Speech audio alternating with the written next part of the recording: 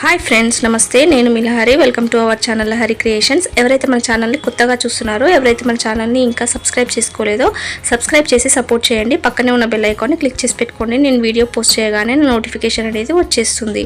ఈ రోజు నేను చూపించబోతున్న రెసిపీ బీన్స్ కర్రీ ఫ్రెండ్స్. దీనికి కావాల్సిన పదార్థాలు ingredients: beans, tomato, potato, onions, red chilli powder, turmeric powder, garam masala, salt, oil. ముందుగా బీన్స్ తీసేసుకొని మీడియం సైజులో కట్ చేసేసుకోవాలి. మరీ చిన్నగా కాకుండా చూడండి, ఈ విధంగా కట్ చేసేసుకొని వాటర్ తీసుకొని వాటర్లో వేసేసుకోండి.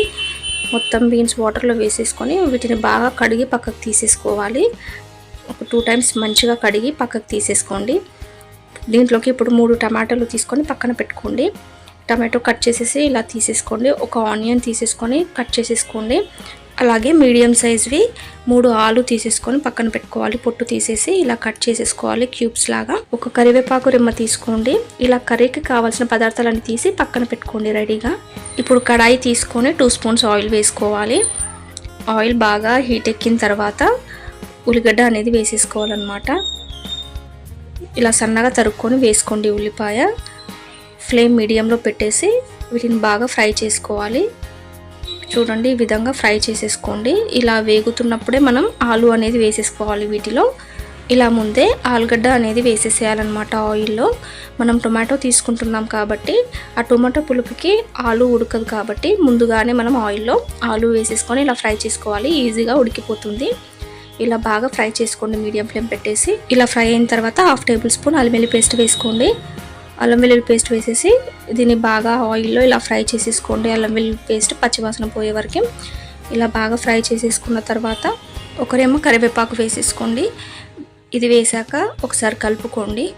ఇలా కలుపుకున్న తర్వాత 1/2 టేబుల్ స్పూన్ పసుపును వేసుకోవాలి. అలాగే 1.5 టేబుల్ స్పూన్ ఉప్పును వేసుకోండి.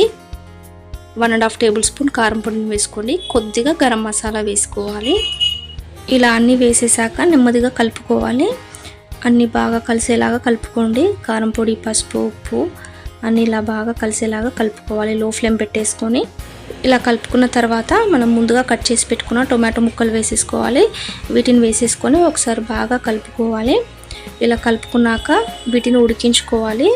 ఇలా మూత పెట్టేసుకొని లో ఫ్లేమ్ పెట్టేసి ఉడికించుకోవాలి. ఒకసారి తీసి చూద్దాం. ఒక 2 నిమిషాలు ఉడికించుకోవాలన్నమాట. 2 నిమిషాల తర్వాత తీసి చూసుకోండి.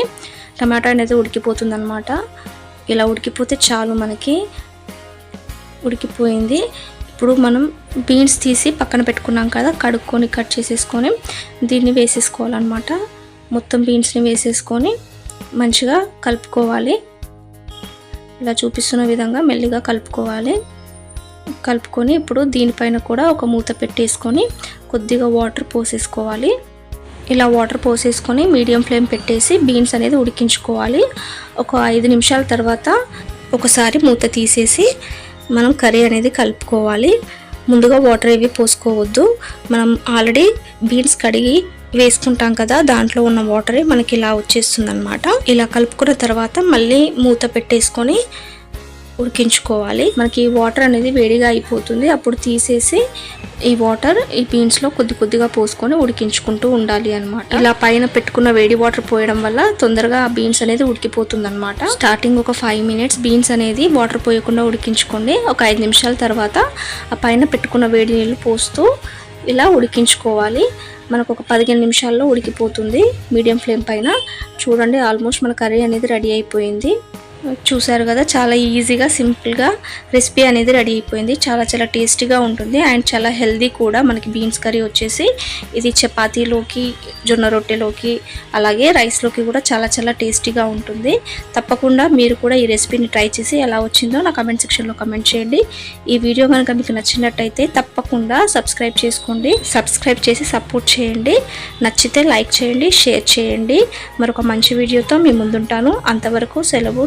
Bye bye. Thanks for watching. Please like, share and subscribe.